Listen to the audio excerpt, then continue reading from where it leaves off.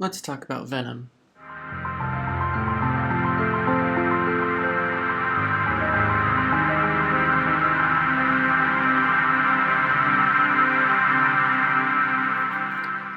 Now, I'm gonna be honest, when I first saw the trailer for Venom back in 2018, I was really excited. Unlike, I suppose, a lot of cinephiles, I actually love superhero movies. I love all superhero movies. I find a lot of enjoyment out of them. Now, most of them I don't think are very good films. I'm perhaps one of the few filmmakers that thinks The Joker is a genuinely well-made film, although perhaps part of the reason people don't like The Joker is just to be counterculture and to just say, oh, it's a bad film because we like this or we like that, where I think Joker has actually a lot to say about a lot of things. And I enjoy most of the Marvel Cinematic Universe, and I have on here talked about many DCEU films, including Batman vs. Superman and the newer Justice League, which I both think are fine films. I think they're fun films. And coming into this film, I was pretty excited. I knew it had really bad reviews, but I don't really trust reviewers that much, which is, I recognize, a little bit ironic being a reviewer myself. But typically, when people say films are this bad, they really never are. I mean, people said Ready Player One, you go into like Rotten Tomatoes at like a 60 or 70%, and I think that's one of the worst movies I have ever seen or ever experienced. And this wasn't that. I actually found this film to be very enjoyable. So let's get into it. So we open the film on a sort of space scene, which is just boring and dull and a giant waste of time. Like, just cut straight to the scene where you're right, the comet has crashed. Like, everything before that is just unnecessary and just feels padded. It doesn't feel like it adds anything to the story here. We know it's from space. Just start with the spacecraft. I think that's a much more interesting place to start. And then we get our villain, which is part of the complication of this film, because it's not really clear who the good guy is or who the bad guy is, but our villain is Riz Ahmed, which amazing that you get an actor like Riz Ahmed to do something like this, and the fact that not only did he do it, but he gave it his all, as he always does, makes for a better film. And I think one of the things that works about this film is you have some really great actors working with a script that, let's be honest, it's not the best script in the world, and it's not really a problem with the story. It's more with the problem of writing. It feels like a 16-year-old wrote this film. In fact, I remember putting in my Letterboxd review that it a lot of times feels like a $200 million kids film. And in my kids film, I don't mean a film made for kids, I mean a student film. It feels like it was made by an 18, 19, 20-year-old kid who really didn't know what they were doing. There are scenes where you can actually see the lights in the background. Very clear and simple mistakes that you just wouldn't see in a modern $200 million film, and yet you see it in this film, which is weird, and I don't really understand why. But we crash onto Earth, and Riz Ahmed's like, oh, we need to get these things, and they're like, oh, we're gonna get them, except one of them escapes. And we kind of see how this parasite, I suppose, or alien thing works, and that we learn later is Carnage. So Carnage kind of gets away, but the others are concealed in these containers, and they're taken to Riz Ahmed's whatever space thing. That's kind of the end of the beginning scene, which is a fine opening scene, but it's like so many superhero films, I think it wants to hold your hand, much like Steven Spielberg, or perhaps even more so, a James Cameron really wants to hold your hand and tell you exactly how things work. I think that's a little much. I think if this film, in a lot of ways, this film actually feels very similar to the Sam Raimi Spider-Man series, which I know people are going to get up in arms about, because people are like, Sam Raimi made the greatest Spider-Man series of all time. It's okay. I don't actually think they're that good of films. But one of the reasons that I admire those films is they made superhero films when there really weren't superhero films, which means when people went to see those films, they didn't really understand what superheroes were or how they really worked. There weren't books kind of had died off. There's a reason that Sony was able to buy Spider-Man, because Marvel had to start selling its characters because they couldn't afford to have any of these characters anymore. They just literally could not afford to make these films, and Sony was able to do that and made a lot of money out of it. And it feels like that at times, in the sense that it feels like it needs to explain things to the audience that a modern audience doesn't need to know.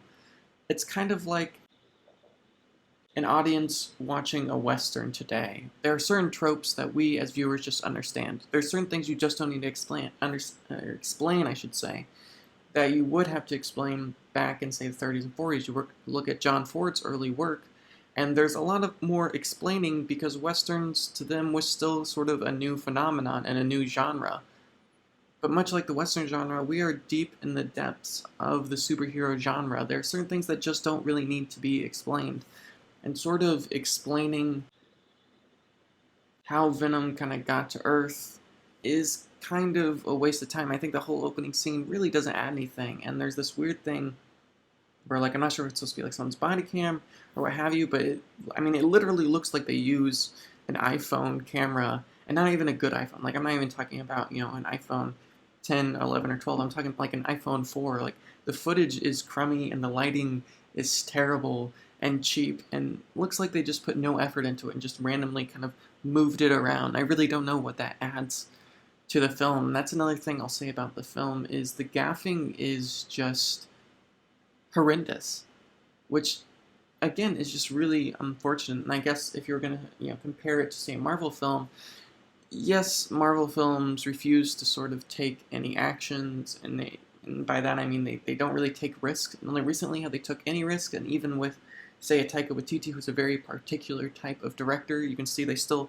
honed him in a lot, and they said, if you watch Thor Ragnarok and you watch all of his other films, it's very different from all his other films because Marvel, well, they have a formula and they want to keep that formula, which is perfectly fine. I understand why you want to have that specific kind of formula, but that formula, it can get pretty old pretty fast, and once you've seen one Marvel movie, you've kind of seen all of them. There's very little differences. You might have, say, your exception here or there with, say, a Black Panther, or a Doctor Strange, or certainly Thor Ragnarok, but even those still pretty much fit into what has already been the mold of filmmakers, or films, cinematic universe, whatever you really want to call it. And this film, in Venom, I think it does allow for certain risks, which is interesting, but it seems like wherever Warner Brothers or Sony were, they weren't on set, because a lot of this just looks bad. I remember I watched Murder Party the day before, which again I talked about on here, and you can tell that that was a really cheap film, and you knew it was a cheap film, and sure, the gaffing was bad, but to be honest, the gaffing on that film was better than this, which there is no excuse for. In Murder Party, there's an excuse for bad gaffing, because you have a really cheap film on a really short amount of time and just a small budget. This had hundreds of millions of dollars behind it. There's no reason that this should not look good. The most frustrating thing is when an expensive movie doesn't look good. It can be a bad film. It can have all of the many things that make a bad film, but it can at the very least look good, because that's so easy to do, especially in the modern era. I can make a film that looks good with, just my iPhone. So the fact that they refuse to do that in this film is frustrating. So then we meet our protagonist, sort of, who is Eddie Brock, which, if we're being completely honest, Eddie Brock is not really a very likable guy. His fiancée turned ex-fiancée is pretty smart, although even though they make her a lawyer and, kind of give her these modern feminist traits, she still feels like merely a plot device. She doesn't really feel like a three-dimensional character. She doesn't really have a lot to her other than how she relates to Eddie Brock, which is disappointing because there are not many female characters in this film, and all of them seem to be subservient to male characters, which just, it's not great if I'm being completely honest. And so we meet Eddie Brock and kind of see a little bit of his relationship with his fiancée, soon to be ex-fiancée, and the problem is the conversations between them, there's really nothing there, especially when you have so little time before the two of them break up, because they break up in only a scene or two later. Within 15 minutes of the scene, every single word needs to be so important. I remember talking to a client who's making a short film, and I said, look, when you have an hour and a half long film, you have time to develop the story. You have time to say all the things you want to say. But if you're making a short film, a 10-minute film, which in a certain sense, this act, and it's really smaller than an act, right? It's less than an act. It's maybe just 2 or 3 scenes, is a short film. And if you only have that much time to develop this character and how they are related to Eddie Brock, every single word needs to count, and there's just a lot of meaningless talk between them that doesn't really add anything, and you don't really know how the relationship works or how the two interact before she breaks up with him. And so then we get a sort of montage of who this Eddie Brock is, and he basically feels like he plays into this kind of really lame, like typical, like, oh, I'm a badass, I drive a motorcycle, and I ask the hard questions, even though it doesn't really seem like Eddie Brock is actually that smart of a guy. Everyone keeps saying you're so smart, and yet he never really does anything smart, or says anything smart, or acts in any way that's honestly even a little bit that intelligent. So I guess we just have to take his word for it. And even during this like montage, which is not a great montage if I'm being completely honest, it's kind of a lame and cheap montage. It feels like a montage that would be created in like a middle school classroom. It does not feel like, again, $100 million film, which makes me wonder where the hell is all the money going. I guess it's going to Tom Hardy and Riz Ahmed, and they just forgot to pay for everything else. And so they get through this montage, and it's fine, you know who Eddie Brock is. He's this hard-hitting reporter. And he goes to meet with his boss and says, you know, you're going to meet with Riz Ahmed, obviously, whatever his name is in the film, the bad guy of the film. He's like, oh, but this is a really bad guy because he does all these bad things. He's like, look, all you have to do is just like talk to him for 3 minutes. Like just easy conversation, and that's it. That's all you have to do. And then Eddie Brock, you know, kind of gets in a little argument with his fiance, and he's going to get something like a midnight snack, and he sees an email on her computer, and him being a terrible human being up to this point, reads her confidential, very confidential email. And then he goes in and starts reporting. You know, he meets with Riz Ahmed, and you can tell that he's a really bad reporter. I don't want to criticize anyone on this film because, you know, anyone who has had the gumption to make a film is absolutely amazing, but the writing here is poor, and I'm not sure if it's poor because, like, the dialogue's bad, although at times the dialogue does feel weird and off, and it definitely feels like a lot of times that it's trying to be funny and it's just not, which isn't great. And sometimes you can chuckle awkwardly because you're like, oh, that's supposed to be funny.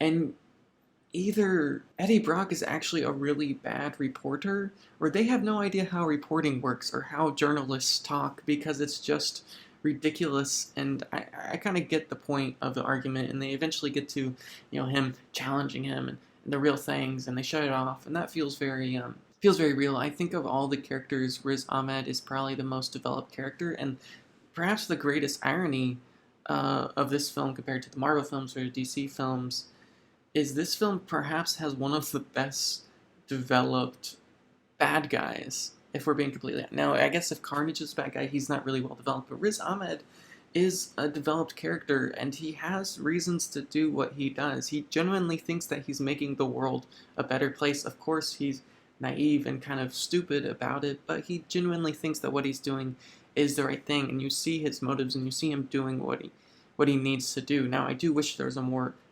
three-dimensional aspect to him. I do wish he would sort of struggle with these moments, especially when, say, he's killing a close friend of his. Like, I want to really see him struggle, and the fact that we don't get that is, if I'm being completely honest, a little disappointing, but I will give a nod to him that a lot of DC and Marvel characters don't have, which is they're just plain evil, or even go back to Star Wars. Darth Vader is just an evil person. There's no reason or motive for him doing the things he does. He's just evil until the end when he's not evil. This character, he has some dimension to him. Now, not as many dimensions as I would like, but certainly more than none. So he shuts it off, and Eddie Brock loses everything. Now, here's an interesting moment, is after this conversation, we cut to 6 months later.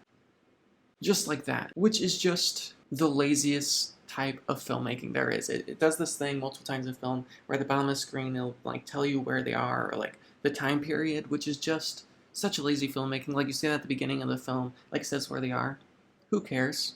Doesn't matter. It literally adds nothing to the story. If you had just taken that off, fine. It's just one of those things where it's like holding your hands. And the 6 months later thing, like have just a simple montage of the passing or time, or simply just cut to another scene. And we cut to Eddie Brock basically living a crummy life. He doesn't have anything anymore. His neighbor is super loud. He can't find a job anywhere. No one. He's basically lost all credit in the industry, which is, in a lot of ways, this film feels like it was written by an old man who has never met a journalist before, especially a modern journalist. Because if this was a modern journalist, that wouldn't break an Eddie Brock-like character. He would use a sort of YouTube or a Twitter or an Instagram or any of these different sites too, and he'd already probably have a really good following before that, and actually would probably just make it bigger. I mean, look at Alex Jones, who's been banned for all these different websites, and yet he's super famous. And I'm not saying Eddie Brock's character is the same as Alex Jones, but if it's in the modern world, which it seems to be since they have all these modern technologies and drones and these different things, you would think at least that he would have some sort of following and be able to profit off of that, which he should be able to do, and yet he can't for some reason. Which, I mean, it's fine, like, if it just, like, oh, we need a way for him to be, like, poor. That's fine, and I get, like, banning him from, like, any media journal. But in the 21st century, it doesn't really work, which means you either need to place it in a different time, or you basically need to get him banned from YouTube, Twitter, Instagram, which, I mean, we could buy into that Riz Ahmed would have the power to do, at least his character. I keep saying Riz Ahmed as if he's the real bad guy. I'm going to refer to him as Riz Ahmed because I only know his his actual name. I don't know what his character's name is in the film, and to be honest, it doesn't really matter. And so he's going through his life, and you see his like terrible apartment, which for someone who lives in San Francisco, he has a really nice apartment for someone who has not had a job in 6 months. So either like he comes from wealth, or just, again, that Hollywood poor thing, where even the poor actually have a ton of things, and they just really have no concept of what poverty is, which is bothersome, but fine. And his neighbor just plays super loud music, and his best friend basically is this woman who works at this bodega gas station sort of thing. I mean, bodega-esque. I don't know what they're called. In the Midwest, we call them gas stations, but without the gas. I don't know, like your 7-Eleven or that kind of deal. And he sees her get robbed, and he literally does nothing about it, which, I mean, I guess is fair. I thought he would at least record it on his phone. Like, I thought that's what he was doing, because he was kind of like off to the side, and he was kind of holding his camera or like his phone down. I thought he was going to like record it and send it to someone. He doesn't do that, which, I mean, I guess he doesn't want to get involved in any sort of like gang violence, so I guess that's sort of fair, but it also shows like Eddie Brock, again, not a good person. And when he broke up with his fiancée because she lost her job because, well, he did the one thing he was told not to do. Yeah, it just shows that Eddie Brock is not really that good a reporter, or honestly, that smart either. And I honestly, up to this point, before we meet Venom, I don't really feel bad for Eddie Brock, and I'm not really sure if we're supposed to feel bad for him or not. He just seems like a guy who just isn't good at anything.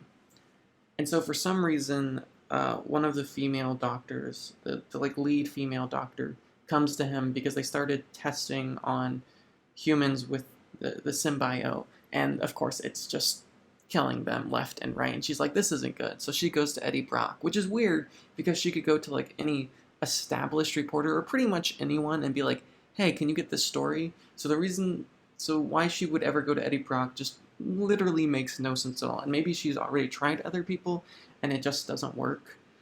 But I don't know. She goes to her, he's like, no. But then, of course, after she leaves, he's standing in front of the bridge and he's like, oh, I'll do it. Although, I will say, something that I didn't really understand is when he looks at her business card, it says PhD, which is weird because she's a scientist. So shouldn't she have like an MD? Actually, it's kind of concerning that she doesn't have an MD, and this kind of goes back to the student film thing. Either like they didn't put the least amount of work into this, and they're just lazy, and they're just like, oh, PhD's a doctor. They're all doctors. She should be an MD, or she should have. I mean, hopefully she doesn't have her PhD. I hope she has some sort of medical license, or they're suggesting that they don't even have like the proper scientists behind it. But she seems like a smart person, I suppose. Again, all of the female characters really don't do a whole lot here and are pretty weak characters, which is not my favorite thing in the world. But this or that, they break in, she goes and talks to a security guard while he gets in and he sees his homeless friend who basically sits outside the bodega, and he breaks her out, and that's when the symbiote gets into Tom Hardy. Now, what's interesting is this is really where the film begins. Like, this is the film that everyone wants to watch. They want to watch Venom. They want to watch Tom Hardy be crazy and have this parasite talking to him.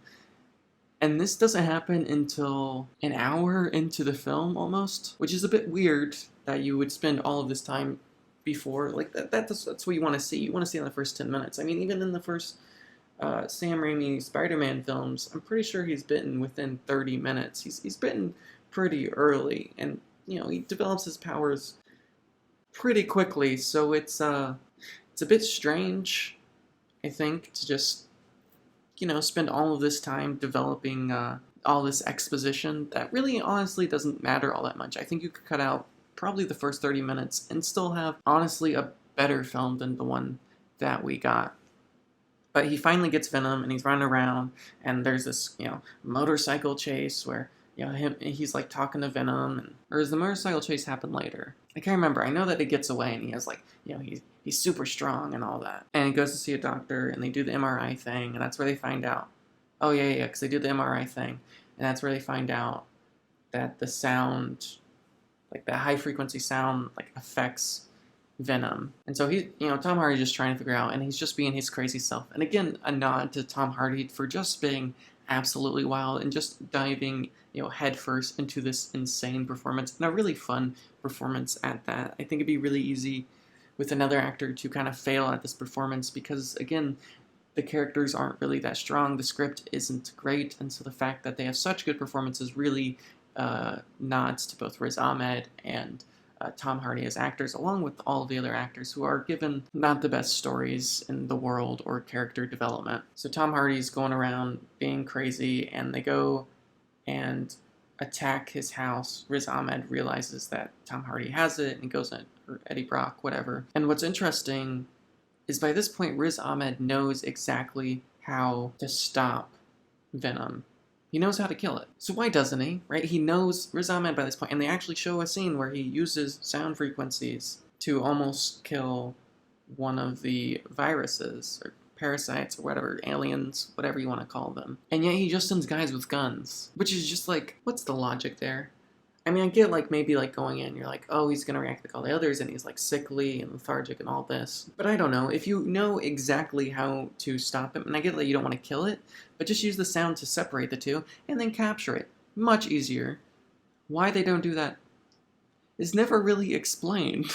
And to be honest, yeah, there's no logic at all to why he doesn't do that. Now, it does create for a fun chase scene, and I'll say the fight sequences are fine. I mean, they're fine. They're neither bad nor good. They're just average. I've definitely seen worse fight scenes. I've definitely seen better fight scenes. They're just I think of the film Atomic Blonde, which is not a great film, but has incredible fight sequences in it. This doesn't have that cool fight sequences, but they do get creative sometimes with Venom, although they do kind of stick to your normal, just it's a big fist, or he's reaching this way or that way. I think they could be a bit more creative with how they use Venom, and I hope in this new film that they are more creative with that. But nonetheless, he fights off all these people, they go on this motorcycle chase, they're sending drones after him, and I love kind of the argument between Venom and Tom Hardy. I actually think that's the most interesting relationship, is Venom and Tom Hardy's relationship, because it's a really interesting and strange relationship that is probably my favorite one of the whole film. And they're basically arguing back and forth, and they're helping each other out, and getting from one place to the other. And one of the problems, I think, with this part of the film, and perhaps the film as a whole, is it never really explains why Venom stays with Eddie Brock. It's very clear why Eddie Brock can't do anything. That's very clear. And, whenever Eddie Brock asks, Venom just says, oh, I like you. That's it. Which is, it's just lazy film screenwriting, if I'm being completely honest. It's just lazy filmmaking. Just give him a reason to be with Eddie Brock. Maybe, you have to match with certain people, or you have to have certain kind of things. I don't know. Give him something, make it up. It's a superhero movie. You can literally say whatever you want. I just want a reason, just any reason why he stays with Eddie Brock. Because it's not like Eddie Brock is super smart or he understands certain things. He's just there's just no good reason for Venom to stay with him. But he does, which is, fine, I guess. So they get away, they have this argument, and at this point, he wants to go back to this media company that he used to work at, and like he puts his phone, right? He gives his phone to, or supposedly where the head of the media company works, like his office. Which, again, does this world not have social media? Because if you're Eddie Brock, put it on your Instagram, put it on your Twitter, put it on YouTube, just put it on Google. I mean, I get it that you don't perhaps are established like you used to, but I mean, does this world not have social media? I guess perhaps this world just doesn't have social media, which is fine. I mean, we can build a modern world that doesn't have social media, but if it doesn't have social media, you kind of have to explain that, because the assumption is that this is basically the modern world, and if you don't have social media, this kind of thing that's built a lot of the modern world, maybe like explain that, or just like a nod to it, or say something about it, which they don't do, which is fine, I guess. And so he comes back down, and there's another fight scene, and he's killing all these cops, and again there's kind of this fun banter between Eddie Brock and Venom, and the kind of back and forth, which is a genuinely good time. And the fight sequence is fine, I guess. It's not great. It's kind of one of those problems where you have this sort of Venom character who pretty much is invincible. I mean, obviously he has weaknesses, fire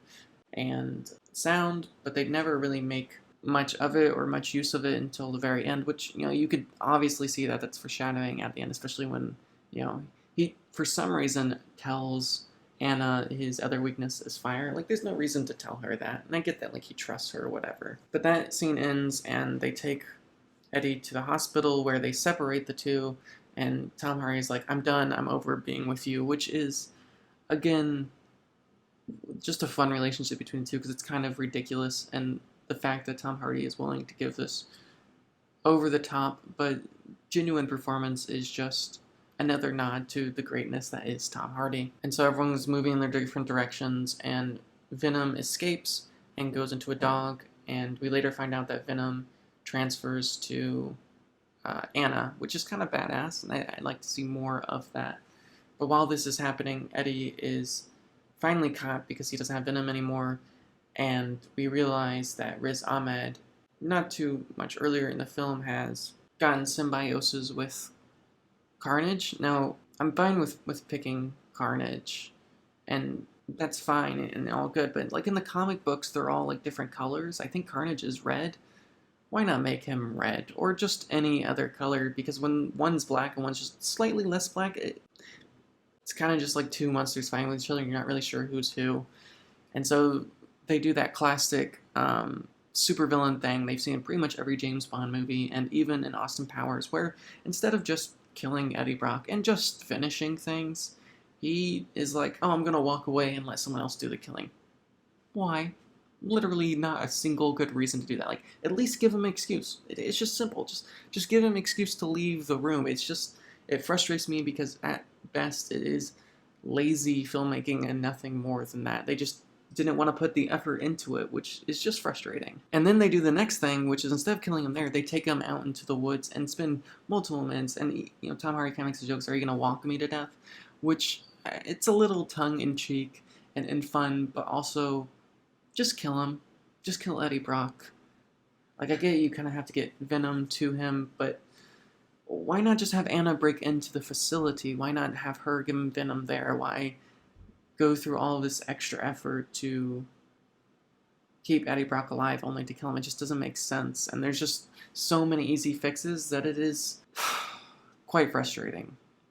But Venom kills all of these people, and then Anna and Brock kiss, transferring Venom back into Eddie Brock. And then there's the sort of final fight sequence, and Anna's like, hey, can I come with? And they're like, no, it's too dangerous. Which, again, kind of just pushing female characters off to the side. And so then Venom and Eddie Brock, who are, I guess, the same, sort of, go to fight Carnage / Riz Ahmed, and at this point, Tom Hardy's like, hey, why are you, like, on my side? I thought you wanted to take us over. They want to take all humans over. And there's actually this really good moment that I actually enjoy, and I kind of wish they would have explored more.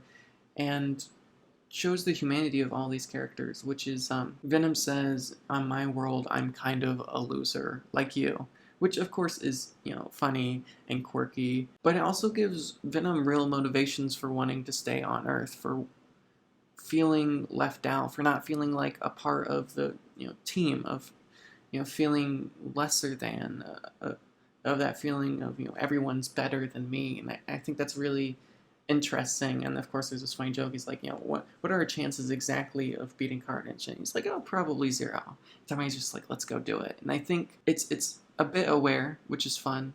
I don't think the film is as aware as it should be of kind of superhero films and how ridiculous they are, but it is a little bit aware and does touch on that just a bit. And then we have the final fight scene between Carnage and Venom, which just isn't fun at all. It's just like these, like you have no idea, like who's winning the fight, especially because they look so similar, and it's just like these two invincible characters fighting each other, and there's no sense of physics or like pain, or like at least with when you have people fighting, you can see like, oh, this person's knocked down, that person's knocked down. You can see who's winning, who's losing. You can see them getting weaker, but in this you don't really see that, which is just pretty boring. And then, of course, Anna comes in and she's like, oh, I'll play dirty, I'll play sound. Which, I mean, cool, I guess. Although, how do you not...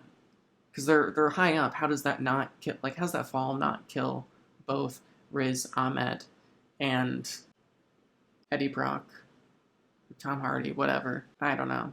And then, Riz Ahmed and Tom Hardy fight, which they're both, like, exceptional fighters. I mean, like, good, acting and, able to study this kind of martial arts, but also, like, why are they so good at fighting? They shouldn't be. These are people who have, I mean, maybe Tom Hardy definitely, Eddie Brock definitely has been in a couple of scrapes before, but Riz Ahmed's probably never fought a day in his life, so it's kind of silly that there is even a fight between the two of them. Then Riz Ahmed gets Carnage back and jumps into the plane, which makes me wonder, wait a minute, did the sound stop playing, or did they, like, break, like, the speakers? They never show that part either, which, again, it's just, like, it's one insert. It's just such an easy thing to fix, and the fact that they don't is frustrating, to say the least. But he breaks into the plane, starts flying, or rocket ship, whatever, starts flying away. Venom gets back with Tom Hardy right as Tom Hardy's about to die and brings him back to life. And which, just another thing that isn't really explained. And they destroy the rocket ship, and the two of them fall away. And it is assumed that both Carnage and Venom are dead, and Hardy gets away, basically. And we have another cut to basically, a future time. It's a conversation between Eddie Brock and Anna, and they're just like, oh, well, should we talk about that kiss? They're like, no, let's not talk about that kiss. Our sexual relationship will stay hidden from the other boyfriend, who, like, the surgeon is a really good person. Like, he is kind, he is wealthy, he is very good looking. He literally has everything going for him, and there's no reason why she would pick Eddie Brock over him. But I guess you can buy into the idea that, well, love is a bit silly, and often we love the wrong people, or we don't choose the people that are logical. So that I'm not too concerned about. Although why she likes Eddie Brock is never really clear. And, when she breaks up with him, she says, you're this, you're that, and that, and that, right? All these things are wrong with him, but she's like, but I loved you. But why do you love him? Like, give us a reason why you love him. Because you don't just love someone to love someone. I mean, yes, everyone has flaws, but, like, I don't know. I love my wife for a lot of reasons. It's not just because I love her. Like, there's reasons behind the love. Give us some of those, or at least at some point in the film, give us a reason to love Eddie Brock. Because it's not that he's a dislikable character. He's just not a likable character either. He's just kind of, if he dies, that sucks. But if he doesn't die, like, you're kind of indifferent about Eddie Brock as a character. And, of course, we come to find out in the final scene that Venom is, in fact, alive. And, at the bodega, the woman that Tom Hardy is friends with, the robber that, again, tries to rob her, is this time eaten by Venom, which just gives, like, a nice comeuppance, and it's a nice way to end the film. So, overall, I would give this film a 5 out of 10. It's not as high of a rating as I've given a lot of the Marvel films, and I just think that's because it feels a lot like a $200 million student film, and there's just a lot of lazy filmmaking going on, which is my least favorite type of filmmaking. Bad filmmaking I can be okay with. In Murder Party, there's some bad filmmaking in there, but that's okay because they're genuinely trying. Here, it's just laziness. They're just not putting any effort into it, which is absolutely frustrating. But unlike perhaps so many critics, I had a fun time. It's an enjoyable film. It's not as funny as it thinks it is. It's not as enjoyable as it thinks it is. But I never at any point looked at how much time was left. I enjoyed every minute of it. And if I got to see it in theaters, I think I would have had a good time. Would I ever watch this film again? Absolutely not. And am I gonna watch the next Venom movie, Venom Let There Be Carnage? Probably. Do I think it'll be any better than Venom? Probably not, but there's only one way to find out.